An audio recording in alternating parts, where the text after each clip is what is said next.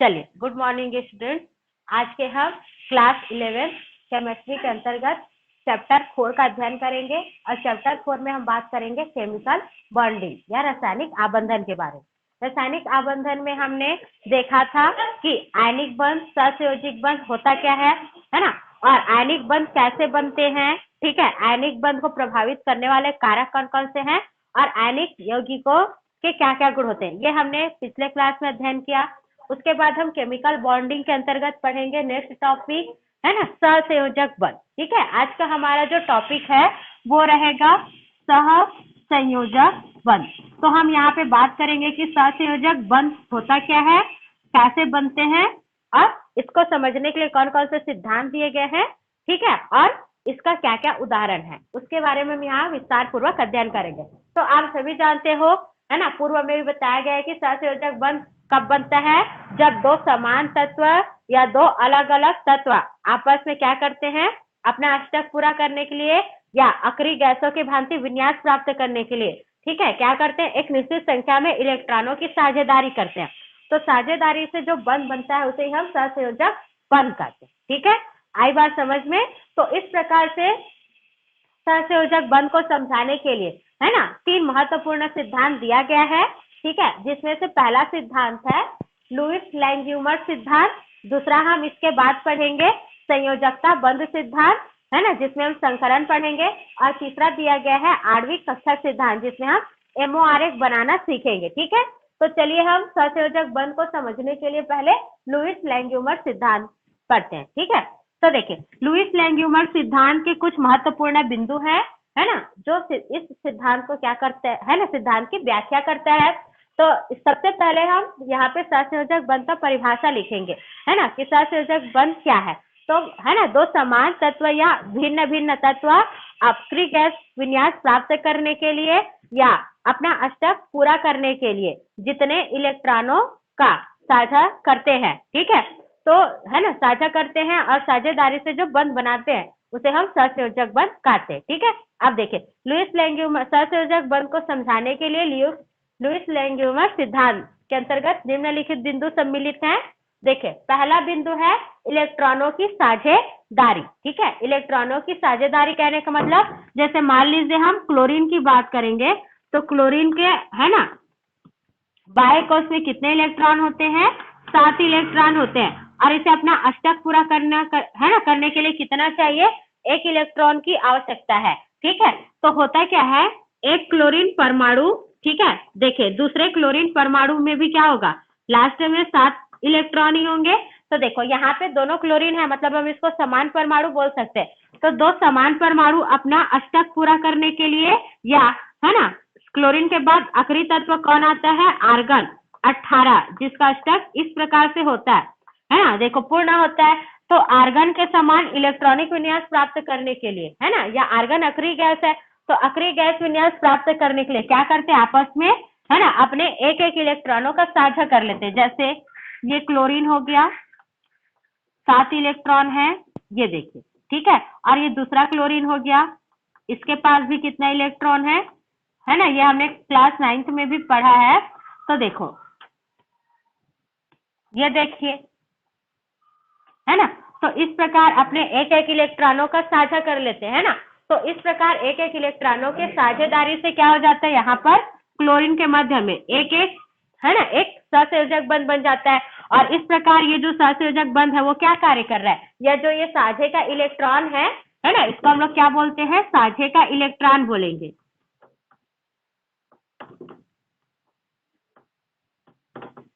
तो ये साझे का इलेक्ट्रॉन है वो क्या कर रहा है, दोनों क्लोरीन परमाणुओं को जोड़ने का कार्य कर रहा है ना। तो यही लैंगम्यूर सिद्धांत का पहला बिंदु है। क्या बोलेंगे कि प्रत्येक तत्व है ना, या जब कोई समान धात्विक परमाणु या भिन्न भिन्न परमाणु ठीक है क्या करते हैं, अपना अष्टक पूरा करने के लिए या अक्रिय गैस विन्यास प्राप्त करने के लिए ठीक है इलेक्ट्रॉनों की साझा करते हैं, और यही इलेक्ट्रॉन इन दोनों परमाणुओं को या साझे का जो इलेक्ट्रॉन है वो दोनों परमाणुओं को जिस बंध द्वारा बांधती है उसे सहसंयोजक बंध कहते हैं। समझ में आया। उसके बाद देखिए दूसरा है ना, दूसरा पॉइंट है अक्रिय गैस विन्यास। देखो सहसंयोजक बंध बनने के पश्चात है ना। सहसंयोजक बंध बनने के पश्चात देखिए, जब बंध का निर्माण हो गया तब इस क्लोरीन के पास देखो कितना है, 1 2 3 4 5 6 7 और ये 8 इलेक्ट्रॉन हो गया। इस क्लोरीन के पास भी देखिए कितना इलेक्ट्रॉन है, 8, मतलब इसका अष्टक जो है कंप्लीट हो गया। तो क्या बोलेंगे, इस प्रकार सहसंयोजक बंध बन जाने के बाद क्या होता है, तत्व अक्रिय गैस विन्यास प्राप्त कर लेते हैं, है ना। या ऐसा भी बोल सकते हैं कि अक्रिय गैस विन्यास प्राप्त करने के लिए प्रत्येक तत्वों में, है ना, प्रत्येक तत्वों के बाह्य कोश में या तो एक या एक से अधिक इलेक्ट्रॉनों की कमी होती है या एक या एक से अधिक इलेक्ट्रॉनों की अतिरिक्तता होती है। जैसे यहाँ कमी है वैसे कहीं पर अतिरिक्तता भी होती है, ठीक है। तो एक या एक से अधिक इलेक्ट्रॉनों की कमी होती है, ठीक है। तो उन इलेक्ट्रॉनों को पूरा करने के लिए, जैसे यहाँ कमी था तो पूरा करने के लिए इलेक्ट्रॉनों का साझा किया, तो इसी को बोलेंगे कि जब दो तत्व या समान तत्व क्या करते हैं, अपना, है ना, के बाह्य कोश में क्या होती है, एक या एक से अधिक इलेक्ट्रॉनों की कमी होती है। तो उस कमी को पूरा करने के लिए या अक्रिय गैस विन्यास प्राप्त करने के लिए तत्व क्या करते हैं, आपस में इलेक्ट्रॉनों का साझा करते हैं और सहसंयोजक बंध बनाते हैं। दूसरी पॉइंट समझ में आई। उसके बाद देखिए तीसरी पॉइंट है सहसंयोजक बंध। तो प्रत्येक तत्व क्या करता है ना, प्रत्येक दो समान तत्व या भिन्न भिन्न तत्व क्या करते हैं आपस में, है ना, जितने इलेक्ट्रॉनों का साझा करते हैं। जैसे यहाँ पे एक एक इलेक्ट्रॉनों, ये भी अपना एक इलेक्ट्रॉन का साझा किया, ये भी अपना एक इलेक्ट्रॉन का साझा किया है। तो जितने इलेक्ट्रॉनों का साझा करते उतना ही सहसंयोजक बंध बनता है, ठीक है, उतना ही बनेगा। जैसे यहाँ एक एक इलेक्ट्रॉनों का साझादार, है ना, साझा हुआ है, तो यहाँ एक सहसंयोजक बंध बना है, ठीक है। इसी प्रकार यदि हम यहाँ पे और देखें इसी प्रकार यदि हम यहाँ पे देखेंगे तो जैसे यहाँ पे ऑक्सीजन है, ठीक है, ऑक्सीजन का इलेक्ट्रॉनिक विन्यास 2 और 6 होता है। इसे अपना अष्टक पूरा करने के लिए देखिए 2 इलेक्ट्रॉन की कमी है या अक्रिय गैस विन्यास प्राप्त करने के लिए 2 इलेक्ट्रॉन और चाहिए, है ना। तो देखो यहाँ पे होता क्या है, एक ऑक्सीजन परमाणु, है ना, दूसरे ऑक्सीजन परमाणु के साथ क्या करेगा, अपने कितने इलेक्ट्रॉनों को, देखो 2 इलेक्ट्रॉन चाहिए तो 2 इलेक्ट्रॉनों का साझा करेगा दोनों, ठीक है। और देखिए क्या बन जाएगा, ये ऑक्सीजन, ये हो गया 2 2 4 और ये 2 6, ठीक है। और ये हो जाएगा 2 2 4 और ये 2 6, है ना। तो ये दोनों आपस में करते क्या है, देखिए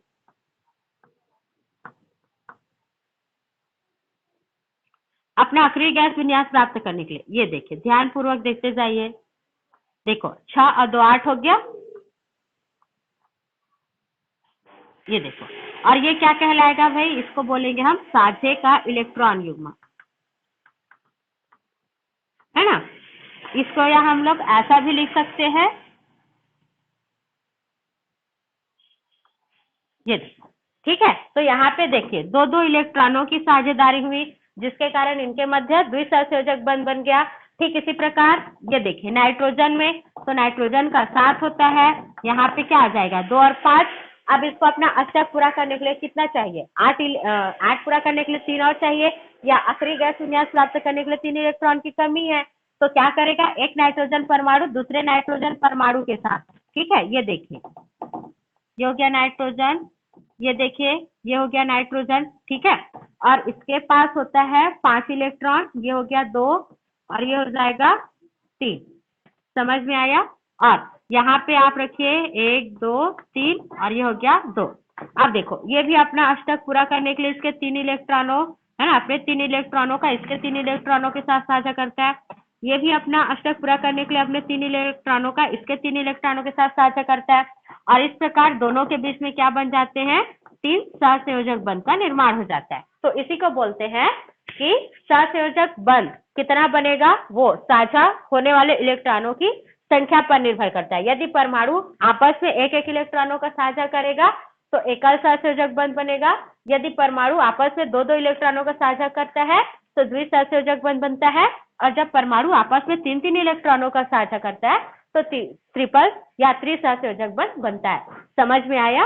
उसका चौथा है समान या असमान परमाणु। तो देखो सहसंयोजक बंध का निर्माण किनके किनके बीच हो सकता है, तो जरूरी नहीं है, देखो यहाँ भी क्लोरीन क्लोरीन था, यहाँ भी ऑक्सीजन ऑक्सीजन और यहाँ नाइट्रोजन नाइट्रोजन, तो जरूरी नहीं है यहाँ पे दोनों सहसंयोजक बंध को जोड़ने वाले दोनों परमाणु समान हो। सहसंयोजक बंध का निर्माण समान परमाणुओं के बीच भी हो सकता है और असमान परमाणुओं के बीच भी हो सकता है। समझ में आया।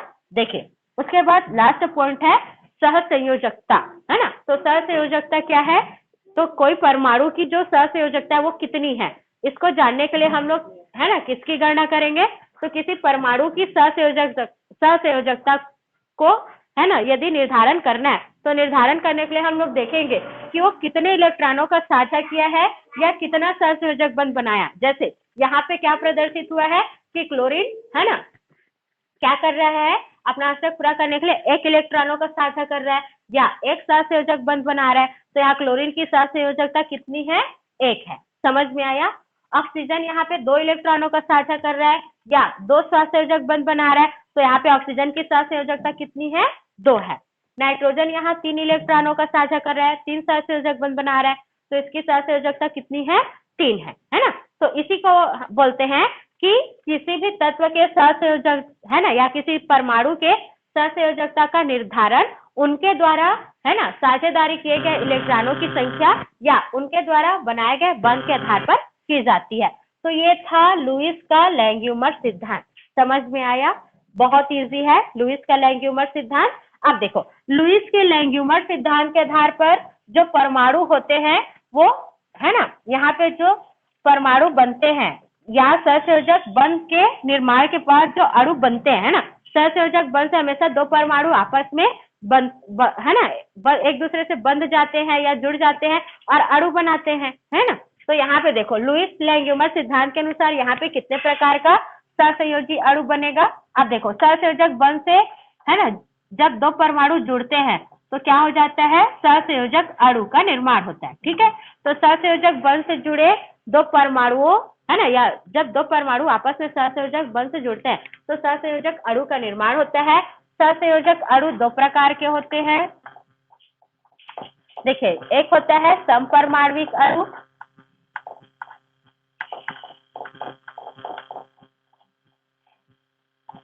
और दूसरा होता है विषम परमाणविक अणु।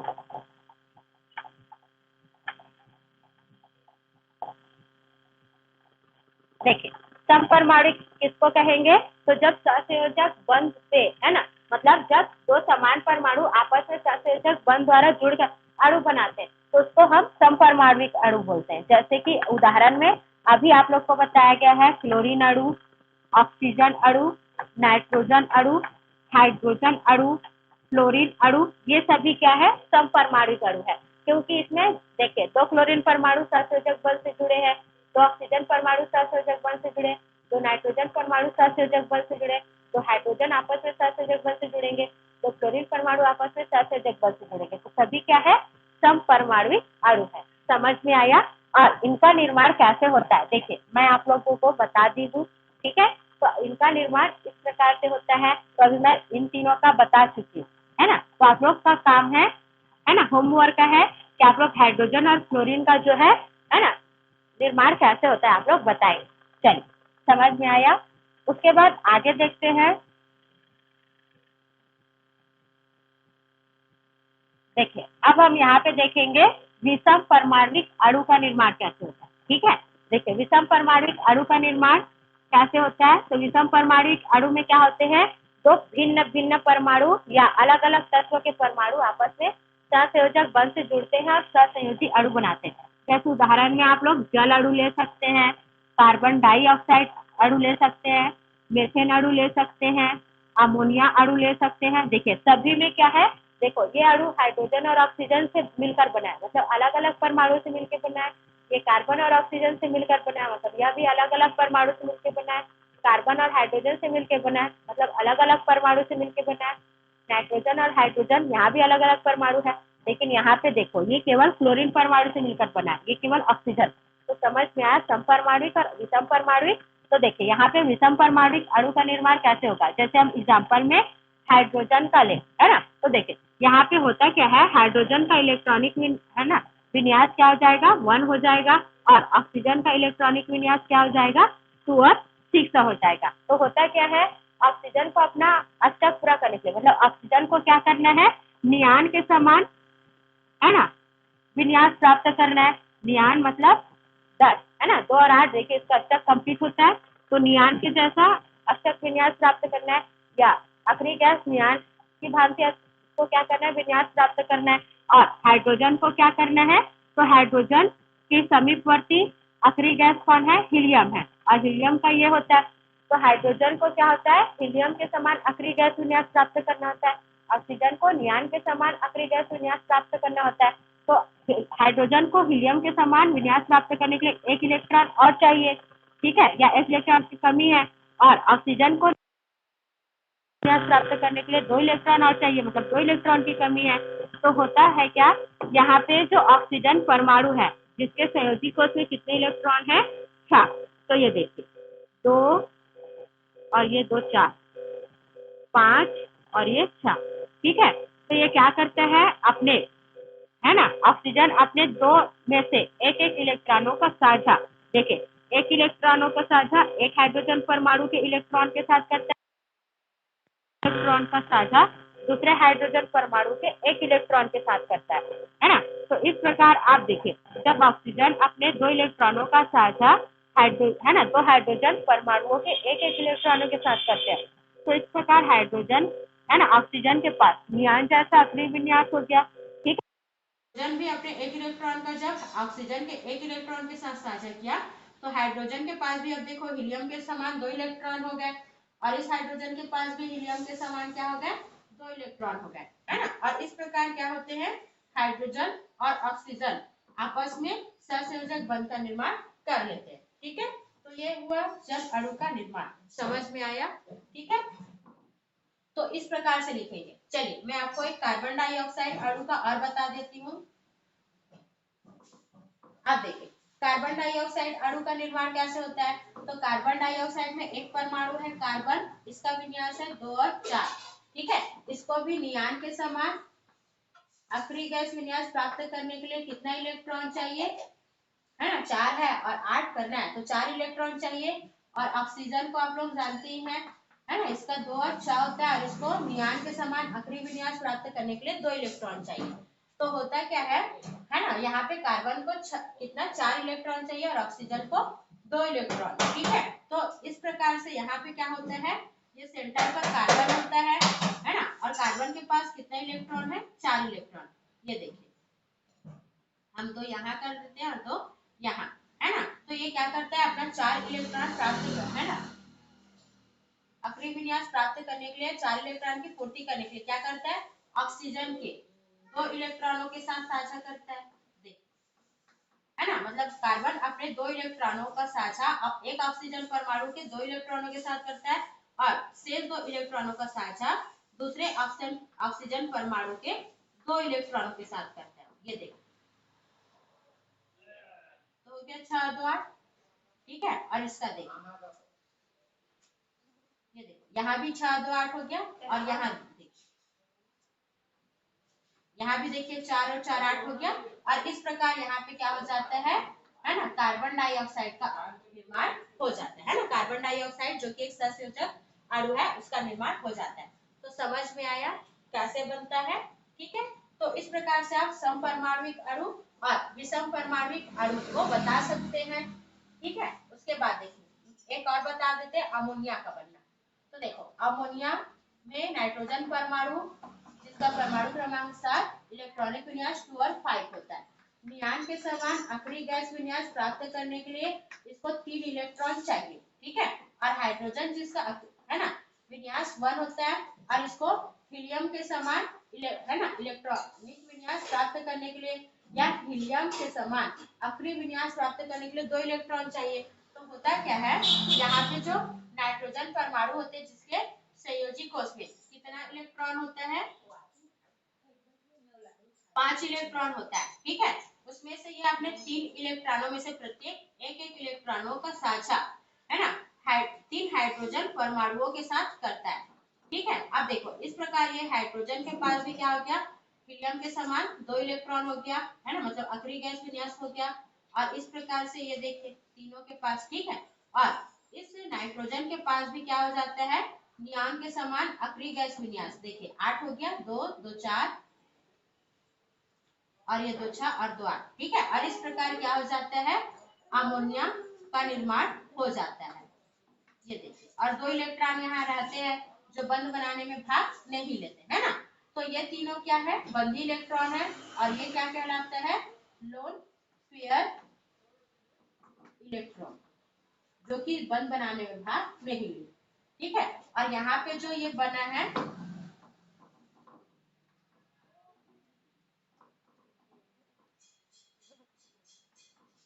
ये सभी क्या है, यहाँ पर बॉन्ड पेयर इलेक्ट्रॉन है ना, जो कि बंद बनाने में भाग लिए। समझ में आया? तो इस प्रकार से ये क्या होता है, समपरमाणुक और विषम परमाणुक अणुओं का निर्माण होता है। क्लियर?